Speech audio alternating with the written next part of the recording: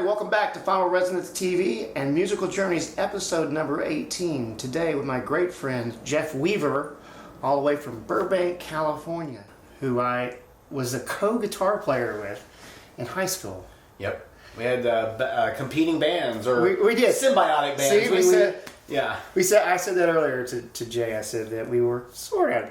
Well, we both wanted to headline. We always wanted to both headline, but we each had our shot at getting the second position. But we did do a dance together. We did do a dance together. Right? Yes, it was the Trip. The Trip and Midnight Sun were the two bands.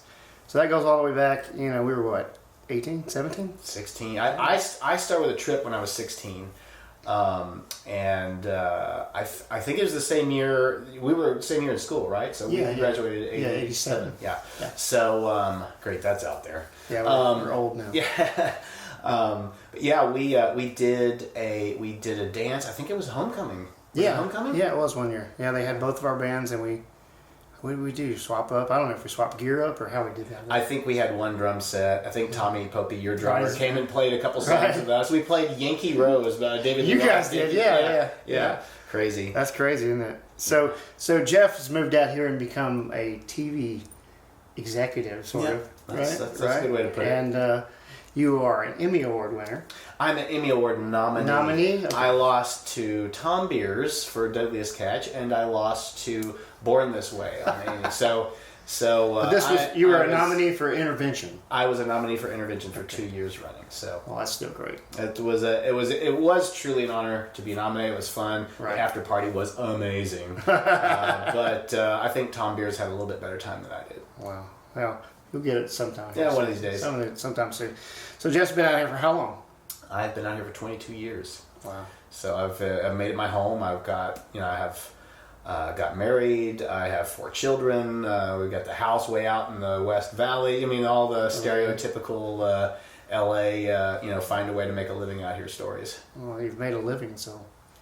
One of my mentors in the TV side of things told me, he said, look, if you've got a house and a family and you can maintain both, you're a success. So, the ego wants to think that there's more out there, but I have to remind myself that I'm very, very fortunate where I am and what I've been lucky enough to pull off in my life. Yeah, we've talked about that. We were talking about my situation at home and my situation being a full-time musician, and you can just do that. A rarity. If you can just do that. Hands down. Thumbs up. No, when we got back in touch a little while back, I was shocked and amazed that you have been able to pull that off, because I mean, probably what is it? Probably 90. I'm sure there are no stats on this, but probably 99% of people who want to be musicians, it's just a hobby. Right. And you're one of the very, very few who have found a way to make it a living. So kudos to you. It's tough sometimes, but I enjoy it, love it. So that's, I think, probably loving it is the main thing for you out here with this particular position in TV. I mean, you've got to love your job and you have love to. What you do. You have to. Well, first of all, I had to. I ultimately did what most people did, and I abandoned that desire to be a professional full-time musician. I mean, I really did. I had to have a long, hard look in the mirror and go, am I willing to endure what people like Jeff Goebel are willing to endure? And my answer for me was no. Right. And I wanted to find something that I could still be creative. I could still, instead of telling stories through music, I was telling stories through, a different medium. So that was a tough transition. I've at different points dabbled back in the music world. Right. But it's for me, there was a distinct turning point. Right. And it happened pretty early on. Really in college and right after college. Right. So let's go back to high school and the Trip.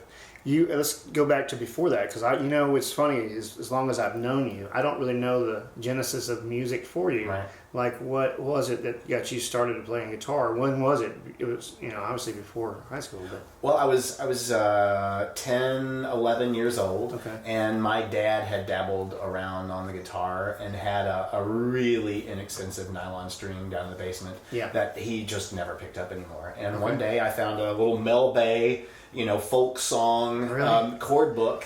And I knew a couple of the songs like Red River Valley and Down in the Valley, everything, songs about valleys. Now you're in one. And now I'm in a valley. I live in the valley. There's something psychological. We can go deep on that a little bit later. Okay. But yeah, so I picked it up, figured out a G chord, figured out a D chord, and the very difficult in the beginning C chord. Right. And I just fell in love with it. I just loved it. And I will definitely say that while I've got a lot of rock influence in what I like to listen to, but also what I play, Right. also have a very strong folk bluegrass influence. I grew up in Kentucky. Okay. And I didn't move to Alabama until I was 15. Okay, so what part of Kentucky was it? Paducah, Kentucky, right on the western end of the state. I So was there all the time. really, I didn't know Yeah, that. my uncle lived in Paducah. Okay. Well, then you know that some people think of Kentuckians as hillbillies. I'm actually a hick.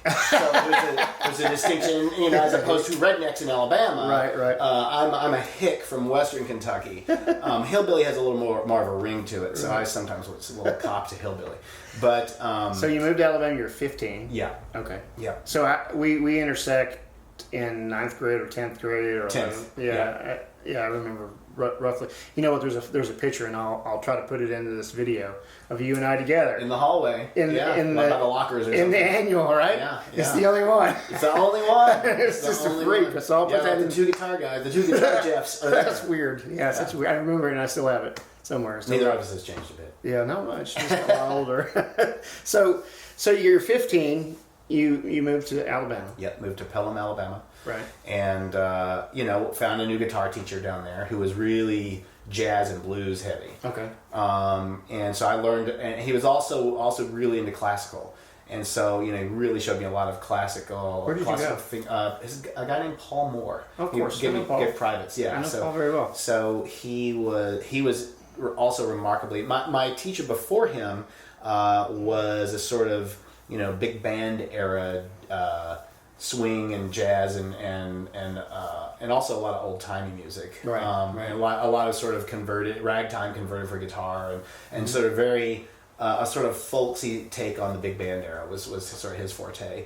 Leon Redbone is actually a good comparison to he's got those sort of early 20th century songs written by those amazing songmakers. Right. A lot of finger picking and that sort of thing. But that's now simultaneously I'm listening to Women and Children First and Diver Down and 1984 and just trying to figure out how that all works. Yeah, right. And I never even got on the same page as you, who just found your way through that type of playing, and I just never did. I could do I could pull off Pete Townsend, but I could never pull off Eddie or anything like that. Any Eddie Van Halen. Yeah. It just was a different mindset and a skill set that I didn't really gravitate towards. Well, I remember you being a great player back then. Well, thank you. I remember one time we recorded this song, and I don't know if you remember this in particular because it's been forever. We recorded this song called Midnight Sun. I remember it very well. We And- are the midnight sun, You still remember? everlasting on the Wow, run. that's crazy, dude. So anyway, And it was the B-side was Snow. right, I don't play with snow. that's right. So that's so crazy. So Greg, what was your lead singer's Greg? Greg Griffin. Greg Griffin. Remember Greg? Yeah. So Greg and I did that Snow song with Tommy together. But one day you were at school. I don't know why you had your guitar with you at school. Were you in band? I was in jazz band for a little while. Okay, Yes. so maybe that's why you had your Yeah. guitar with you. And you started to show me the last part of that solo that I wrote. Of your solo. I figured this out, man. I was like, do. what? You're playing my... Well, that was the apex, right? That was your beginning point. That's as high as I ever got. So was emulating you. I still can't play that anymore. Well, you're young and you're flexible, but yeah, I remember that. It's so crazy that you remember that too. It's wild. So you get this band, The Trip, together with Yeah. David Turner. Dave Turner, Stacy Long, Chris Golden. Yeah. And for a while we were a trio, and I was singing lead, which is just not a great idea. I can carry a tune, Yeah. but I love singing harmony. I'm better with that. Right. So we got Stacy Long into the band, and she sang. Obviously took over the lead vocalist position. We tried to add a keyboard now and then to varying degrees of success. Yeah. And then when my brother turned 16, he came into the band. Okay. And he's more of your ilk. Like he can really riff, and he can really play some hot licks. I think for me too, he was so much better at it. I just further went into my rhythm chord mode and maybe a little finger picking from time to time. Right. The weight was off of me as a player. I didn't have to do so much with a second guitar in the band. And that was huge. I don't know. I'm trying to remember when that was, though. That was right after graduation. Okay, actually. so right after school. Yeah. So when we went, when I went to college, I went to Alabama. We kept playing, and my brother would come down for our gigs. Okay. And we played in Birmingham a little bit. That was those little teen clubs that they like spring the 2001 up. or whatever. Yeah, exactly. Yeah, I played there. Exactly. Yeah. Tell me more about the trip thing there. When you left and you went to college. So we left. We went to college. There was a kid on our floor at Rose Towers, which has since been demolished. Right. In Tuscaloosa, Alabama.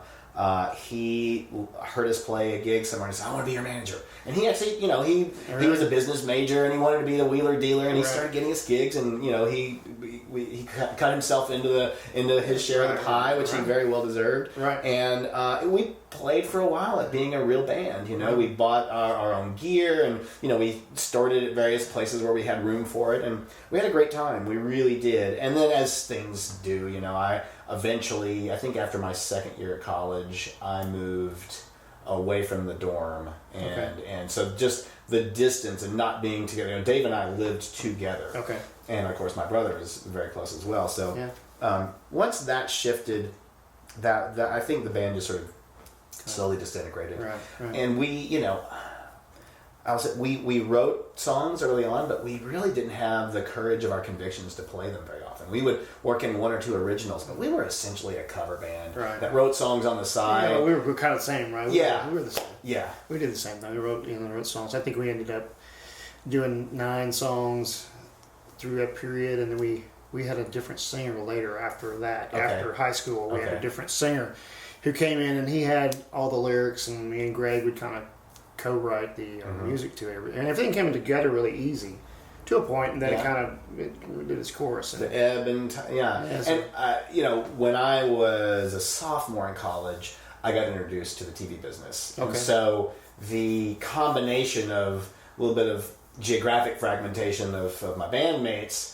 Add to that, I was starting to actually, even as a kid, get work in the TV and film side of things, and I'd go do movies and stuff on the summer. Like that just became incredibly, for me at the time. I was making more money than I ever made, which still wasn't a lot, but for me back then, compared, blew the music thing away. So what were you doing? Because I remember some stuff. I just would hear stuff.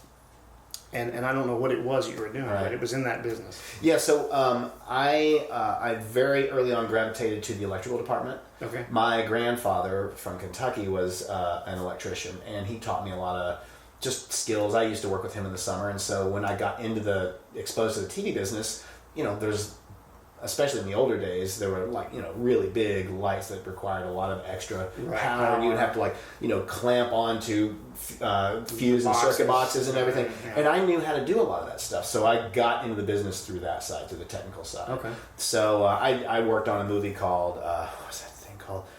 It was I think it was called The Soul Taker. Okay.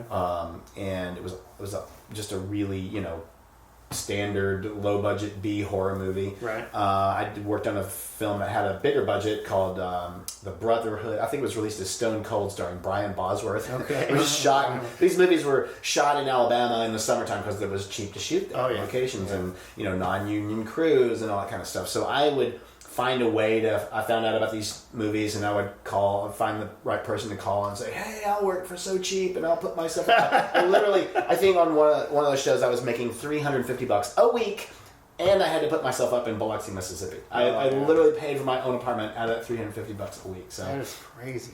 Yeah, so I was working with Hollywood people. It was amazing. That's crazy. I didn't think about the whole thing about what the locations or what they are. We were just talking about the locations here in town of these movies and how they pick a house, just a random house in this place. That has the right look. Yeah. I don't know. You got people to go out and scout those locations and and in different types of content will have different needs. For us, I work in the unscripted realm, and for us, it's really more about we wouldn't necessarily go cast a location as much as we would find where someone is actually naturally doing something. So one of our shows on Bravo deals with real estate and a guy who flips houses. So we actually go to the real houses where he's doing his work. Oh, exactly. that's pretty easy. Yeah. It's a different art than finding an amazing location that has the right look and feel. It's just like, okay, he's going to be there. We're going there. That's crazy. So you didn't totally give up the music then? Definitely not totally. So let's fill me in. So I continued to obviously just play for myself, and when digital recording sort of became a consumer available option, I started recording stuff for myself, just writing and recording on the side. Sure. And eventually I wound up on a TV show in Lithuania in 1997. The show was called The New Adventures of Robin Hood, and I was a cinematographer. I was shooting all the action sequences for that show. Mm-hmm. And while we were there, my buddy and I, Eric Streit, we were in a pub one night, and this Lithuanian band was trying to play country music, and I'm trying. They had sort of the right idea, but they didn't quite have the right feel. And so they took a break, and my buddy Eric is fearless. He has no fear. So he marched right up and said, "Hey, you guys mind if we do a song?" So we went up there and sang what we call one of our dead mothers songs, one of our bluegrass, songs about mothers, dear mothers, dead and buried. And they obviously loved it, and our voices are really attuned to each other harmonically, so we can really sing harmony together. Right. And then after they said, sing another, we sing another, and after 2 songs, the whole band was back up on stage with us, playing along. I mean, these chord progressions aren't brain surgery. Right. And I'm not, this is not an exaggeration, you're going to think it is, but literally the next day, they said, "Boys, can you come with us tomorrow? We drive a couple hours, make small concert." And we're like, "Okay, sure." We had nothing. Had the day off. They come pick us up in this van, no windows. So we're driving with a bunch of Lithuanians for 2.5 hours. And suddenly they stop, the back of the van opens up, and we walk out, and people rush us for our autographs. Like, they don't know who we are, right? But they just know that this is the band that has arrived. We played for 5,000 people. The first show with no rehearsals. So I'm not saying we were good, but it was fun. Right. And by the end of that season, we were there for a total of 6 months. And by the end of the season, we played in a soccer stadium for between 20 and 30,000 people. So that was an experience. No doubt. That was really, that's crazy. And it came out of nowhere. We weren't trying. We weren't hustling and all the things you have to do to make it in the business. It just occurred. That's crazy. And so that was, coming back here, we tried to rekindle that magic, try to rediscover that. And of course, it's a very different story here. It's different. No one's going to rush the back of your 30-year-old van to your autograph. Yeah, it's not gonna happen. It just doesn't happen that often. That's weird. So was there anything after that you did? Yeah, really? We, we did do, and same buddy and I, Eric, who's also from Kentucky. We grew up together. Okay. So he and I embarked on a comedy tour of the Pacific Northwest. And did, we were in 10 different states, and I don't know, it was 6 weeks or something like that. And we would stop off and we brought the music gear along, and we would finish up our comedy show. I tried my hand in comedy. Don't ask me to tell a joke, I won't do it. But I tried. I was the opening act, and then there was a middle act, and then Eric was the headliner, and then I'd come back with my guitar, and we would play for an hour or two, and just some originals, some covers, a little bit of folksy rock kind of stuff, And I thought you were going to tell me it was the Pick of Destiny or something. No. No, it was just two Hicks and a guitar. Have you seen that movie? No, I haven't. I will have to. You're going to have to see it. Yeah. With Jack Black. It's classic. Yeah. Well, we were compared to the Folksmen as well from the Mighty Wind. Have you seen that? Yeah. So we've had all the bad comparisons you could imagine with a sort of folk rocky duo from Kentucky. That's wild, man. Who aren't nearly as good as the Everly Brothers or Simon and Garfunkel. not even in the same. Yeah. Wow. So you continued on, and that's how long ago now? That last little tour was back in 2004. So you've been. So I've been. I that was for me enough. I was like, okay, I'm not going to go into this full time. Right. I'm not willing to undergo this sort of traveling life at my age Right. for the $100 a night I might get. Right. It just the economics made no sense. And keep in mind, I had already built a nice little career on the TV and movie side, right. and It you know, makes was sense. making more than $100 a Made, night. yeah, made sense, right? Sure. Yeah. Well, you know, and that bit, you know, the band business, it you know, financially has not changed a whole lot for Crazy. for decades. It's crazy. You know, I remember when we first started out, we make a little bit of money, but it, you know, comparatively, it's not the rates have not changed a whole lot. Well, it sounds like though that you've done what all the entertainment companies are doing now, which is try to build scale, right? So Scale. you've identified several different genres and several different sounds. You got several different situations to generate, Right. you know, a livable wage. Right, and that's really what you know the YouTube thing does too. Is you try to build different streams. Right. You know, and that's kind of what I've done with the band things. I've built different streams to bring it all in and work with people that are maybe not available like I am. Yeah. You know, so that's Yeah. kind of how that ended up. But anyway, let me ask you a few questions Okay. about the music business. As far as the music business is concerned, you're in the entertainment business. How do you feel about Spotify and the changes, the evolution of the business, the music business? Because you've been around it like I have since the dawn of time. It seems like. Yeah, I mean, first of all, obviously, when digital technology started coming into play, I mean, change was inevitable. That business was bound to be disrupted, and it's covered so well, and people who are much smarter and better educated than I, you know. But that was a business model ripe for disruption. Right. And you know, and truth be told, it needed to be. You know, and so that happened, and now they seem to have found a new way forward. Right. There are still obviously big question marks as this lawsuit that's popped recently, you know, involving Spotify has raised new questions about, you know, how royalties are paid and Right, you know right. who can broadcast, for lack of a better word, you know, who can stream what and Right. when and whether they got to pay for it. But you know, I find my interactions now with the music industry are vis-a-vis the TV shows that I'm involved in, where we try to license Licensing, music. yeah.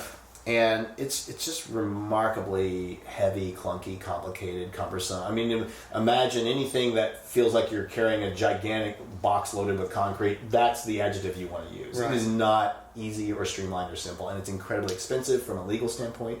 You have to have experts on your team who know how to navigate these crazy, murky waters, and it's just really a challenge. So my guess is that even though the media used in the business, right? The mediums of how you get or access or download your music are changing and have constantly continued to change. Right. The legal and business side of it continues to be remarkably challenging to interface with. I had a discussion yesterday with one of my previous guests, and we were discussing licensing things.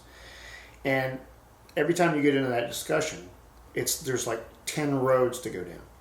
Totally. It's like, couldn't there be an easier way to ask for permission Yeah. and to pay? And to pay something. Because you just want to pay. Right. I mean, you really want to do the right thing. Or you know, in some instances we've done shows where you know, putting someone's song in our show was, you know, Promotion. valuable promotion for that artist. Sure. But one of the three writers of the song didn't want to play ball, and you know, and the label was in the process of separating from the artist, or vice versa. I don't remember who was separating from who, but you know, so they weren't helpful. You have the artist like, yeah, man, let's do this, let's go, and so It's always something like that. there are so many opportunities along the path to get a no. Right. And comparatively, it's very, very difficult to get a yes. And it's even more difficult to get a clear yes in writing that you feel like you can enter into your deliverables binder and have your backside covered. Right. That's you know, you get half yeses in like email. So I will not tell you what show this was on or what company I was working for, but we actually did a show for one of the companies I've worked for in the past where we never got it, and we felt like as a company, it wasn't my decision. I was a freelancer at the time, but we just were like, okay, the three writers are all saying they are okay with it. The performing artist is saying he's okay with it. Right. None of them will say that in writing. Right. But we've had conversations with them all. We've sort of got kind of like a little bit of an email approval, sort of, kind of. So we just rolled the dice and included the song, and it was fine. Right. But that was a very calculated risk that became a business decision. But we needed that song in that show, and the guy was actually performing it. So.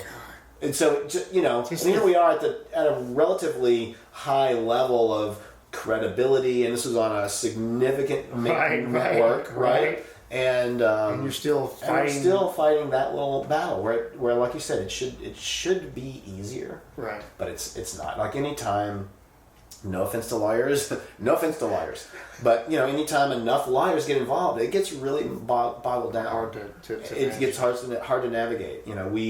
Our company now will sometimes license shows, license formats that are imported from other markets around the world, and those deals are complicated too, and they take a while. We're sitting here. I'm a producer. In the sort of industry sense, but also in the real sense. I want to produce observable results. Right. At the end of the day, I want to see what I did. Whether it's a piece of video or whether it's something you can listen to or whether it's a script or whatever treatment. But it gets really frustrating dealing with the music side, where you will go months sometimes fighting back and forth, little minutia in the contract, and this language and that language, and this person and that person, and this party and that party, and you see no observable results. So on original content for that music content, do you try to find that through sources? If you just need a spot, or do you go to places that provide that as a service? Yeah. So different networks have different preferences. Yeah. Different production companies have different preferences. Okay. I would say the majority of the music that we utilize as sort of underscore to our series comes from a library. Right. And in some cases, if a network says, no, we want that song to be our signature song, we want that to be this and no one else gets it but us, then we'll take that extra step and acquire it or license it for on behalf of the network. Right. And ultimately it becomes theirs. They own it. Yeah. So or we hire a composer and it becomes a work for hire, and then basically they'll get their artist, or they'll get either their artist and or writing royalties, but the publishing will also often go elsewhere. Yeah. But yeah, once a contract is on the table, they all have to do their job, and they all are representing their interests, their interested parties, and their stakeholders, and they have to do their job. They have to do their job. Yeah, that whole thing, man, it's so confusing because we were talking about doing a cover, and releasing that cover. Oh. Because there's obviously covers on YouTube. Sure. And everybody. There's a show called Best Cover Ever. Yeah, and there's no path that people take to do it legally because it's just too difficult. Right. And then, all you have to worry about then is whether you're going to get your YouTube striked or not. Right, yeah, whether that particular video is going to get... I mean, I've been struck a few times by just putting a cover. Like Prince was very territorial about his covers, and he didn't want any of his music up there. And you got notices from them. Yeah. And then other people want you to do it. Right. To promote them. Yep. And then you go back to the whole Van Halen thing where Templeman, the producer, was like, a cover's 90% there. Let's do the cover and break you guys with the cover like they did with You Really Got Me. You Really Got Me. And, I know that they were they said they were kind of like disappointed that it was a cover, that they had to go there to do that. But I mean, the Who pulled the same trick with doing not a cover, but an imitation of the Kinks back with their first hit, Can't Explain. Yeah. And it's just it's funny. Two generations of artists have knocked off the Kinks. And if you just look, it keeps happening over the decades. It's just people do their unique covers, and sometimes they're as good as the original or better, Yeah. And I read it last night. The Kinks apparently introduced You Really Got Me as, we're going to do a Van Halen song now. Apparently Ray Davies says we're going to do a Van Halen song now. Yeah. I saw that last night. That's crazy. So the licensing stuff is crazy. I hope that they can become some sort of app or system or way that I don't I see that it's possible. Yeah, it's just. I just don't see that it's likely. I think there are too many stakeholders, and they're too diverse. Right. Because you've got publishing companies, you've got composers, you've got networks, you've got distributors, you've got just Everybody's involved. Everybody's involved, It's and such a nightmare. And it's such a nightmare, and the rules get rewritten every once in a while and make it even more complicated. So I've done a show about an artist, about a particular artist, and never had a single note of that person's music in that show. Sure. Because it was just too complicated, and it frustrated the artist as well. Like the Hendrix movie that came out 2 or 3 years ago. They couldn't use anything. Yeah. And they didn't. Yeah. And it did okay, I think, but it was kind of like, I don't know if the Hendrix, family is just waiting for the right the ideal. Yeah. I think there's a new one about to launch, and I think it's I may be wrong. I think it's got the family's blessing. So well, that's good. We'll see. Yeah. We'll see what happens with that. We'll see what happens. At least they had it at one point. So advice to young musicians and producers. In your profession, what would you, as far as somebody that wants to come out here, we were with a guy that when we first started out this week, a guy that I kind of helped get out here to GIT, and he just took the leap, Yeah. Would you say that's the thing to do to come to California? Do you make a calculated leap where you build your way to it? A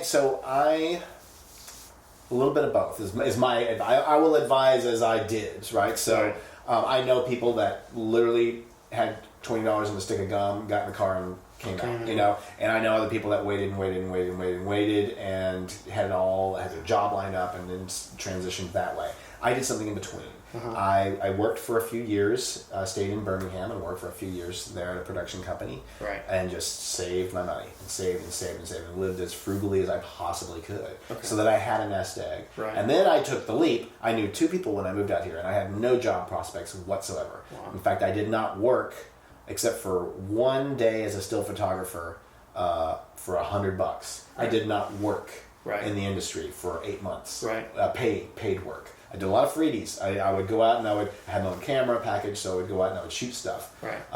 But it took me 8 months to actually get gainful. Okay, now I can start to pay my rent, employment, and I went through all of my savings and then some. Right. So I do advocate taking the leap, but if you can hedge your bet a little bit with some savings, it's a lot better. Right. And I would say that that's probably accurate for music as well as my business. The difference being, and I'm talking out of my realm of knowledge a little bit here, but for music, you can have that day job. You can have you can't really have a day job and do what I do. Right. You can't you can't do the service industry or the Starbucks or the wait tables and then suddenly go be a production assistant or a grip or a gaffer or something like that. You've got to commit yourself and then wait for the gigs. Right. Or take freelance until you get there. Right.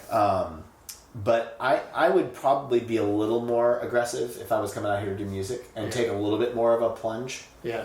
Because it's a very young person's game. Right. And so you can live a lot more cheaply and you don't mind having 4 roommates as much as you would at our age. Right. Although now I have 5 roommates. Right. It's often related to me. Right. But I do advocate jumping off the cliff a little bit. But just take a peek. Take a peek before you leap off the edge, and maybe have a handkerchief to lower your or an umbrella.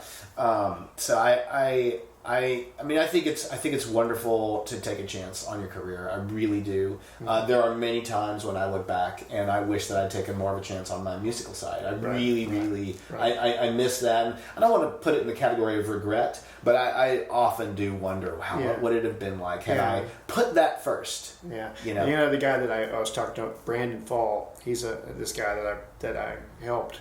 And all I did was wrote a recommendation for GIT for him. I met with him and sort of mentored him for an evening, and we talked, and but he did the thing I did. When the opportunity knocked, he came out here to GIT and went. Yeah. And I didn't do. I had the opportunity, it was accepted, and didn't do that. So I sort of I wouldn't vicarious. A little bit, because it's a little bit of a regret because I made decisions then based upon a little bit of fear, Sure. about being in this huge place. It's a big bad city. It's a big great city too, but it's also a big bad city. Right. So yeah, it was a little scary for somebody like me. I was a little bit, shocked the first few times I came out here, but he jumped it, and he's at GIT and he's doing it. That's awesome. Yeah, what you've been able to do, the people who I know have made a living as a working musician. We compare it to the acting, right? You're a working actor.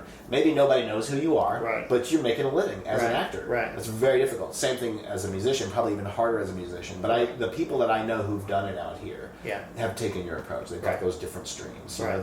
They work with a music library, so they're constantly performing or composing for music to go in shows like what we do. Right. That's not necessarily composed for that specific show, but composed in genres so that it can be used in a wide number of shows that are in that music library. A music library, right, exactly. Right.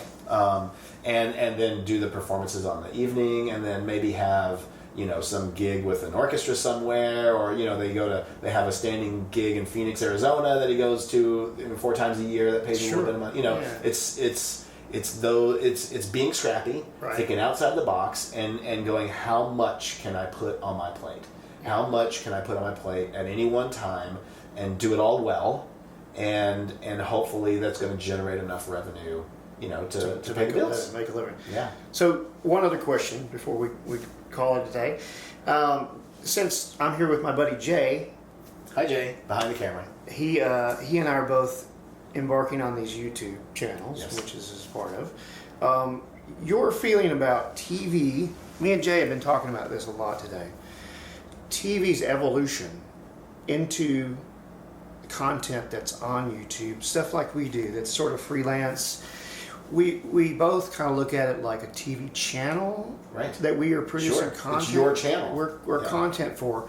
We don't. I mean, long form like this. We see a market for it because we're part of the market. A lot of us we watch a lot of. You're a consumer and a creator. Yeah, because we're watching things to learn more, and that's kind of where he and I both have come with this.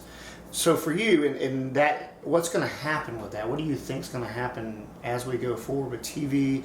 We've done Hulu and things like this where we're getting away from standard TV programming with the NBC, ABC. Right. So different things are changing simultaneously. Right. So means of distribution are changing radically. Okay.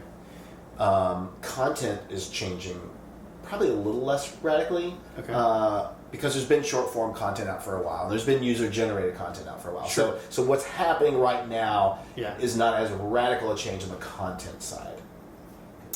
So what now if we want to get into predictions, I think that there is a massively large distribution and platform and content creation infrastructure that's worth billions, hundreds and hundreds of billions of dollars. Right. The AT&Ts, the Netflixes, the Hulus who have multiple major investors in them. The traditional media, the NBCs and the CBSs and the ABCs and their parent companies. Sure. So those guys are not going to let it go. Right. They're going to find a way. Right. To exist in this new world and to move into this new world. And they've been trying, and they've been acquiring different platforms and multi-channel networks and all kinds of different ways to move their content, to get viewers to watch their content. Some have been successful, some have not. Doors open and close all the time. Yeah.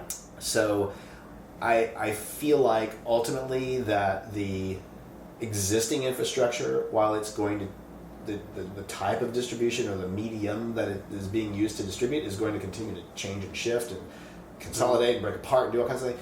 Those guys are still going to be essentially in control of much of the content, what we're watching, what's getting an Emmy, what's getting getting the most views. That stuff is all very carefully crafted, and they can't guarantee that everyone's going to watch The Handmaid's Tale.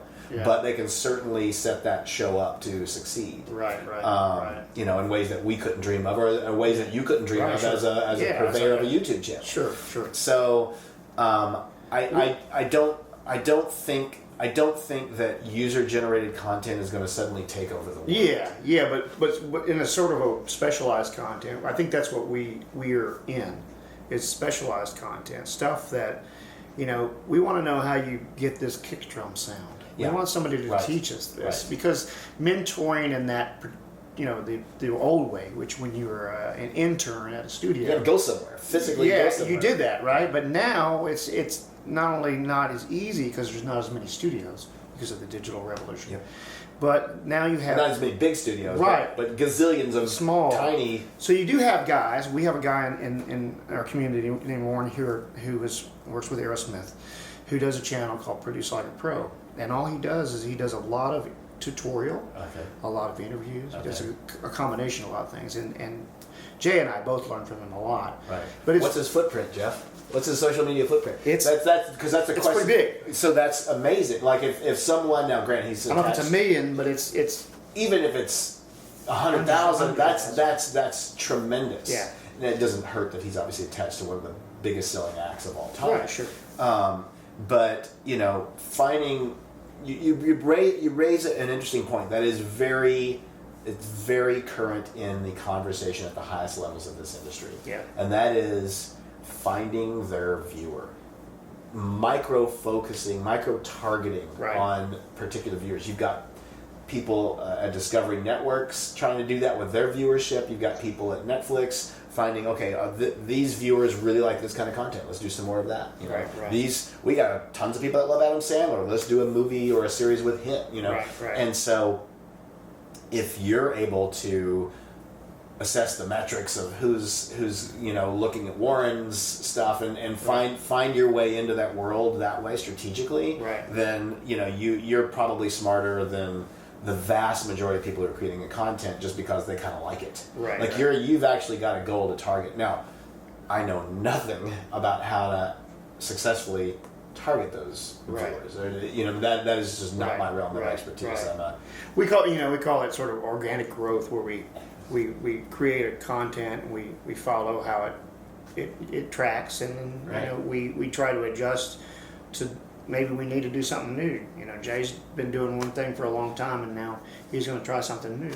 Yeah. And try to see how that responds. We're kind of like we do with music. When we see an audience, we watch how they respond to what we Yeah. do. Ooh, they like that. And Yeah. we should stick with Everyone, that. everyone stood up on that We one. should Yeah. stay with that. We should Yeah. move more this way or that Yeah. way. I'm Yeah. sure that's the same in your business. You're always watching those kind of things and trying to figure that out. So, but man, I really appreciate you sitting down with me today. I hope it was worth your time. It was worth my time just to see your Frankenstein shows. Oh, yeah, 'cause like that was shows, pretty yeah, close to yeah. the old original. Yeah, we couldn't get David Lee Roth out of his house to take a look today. we stuck our nose to the thing and checked it out. But anyway, thanks again. it's a pleasure, man. for being here, man. It's so great to see you Happy to do after it. all these Same years. here. Yeah. All these years. Man, that is crazy. I can't believe you still remember playing that minor lick in D minor. If I had more courage, I'd pick that up and try it. I don't There's even no know way. I can't even remember. There's it. no way. I can't remember. That's cool. Thanks again. All right, man. Thank you. Episode number 18 of Musical Journeys. Thanks for hanging out with us on Final Resonance TV. See you next time.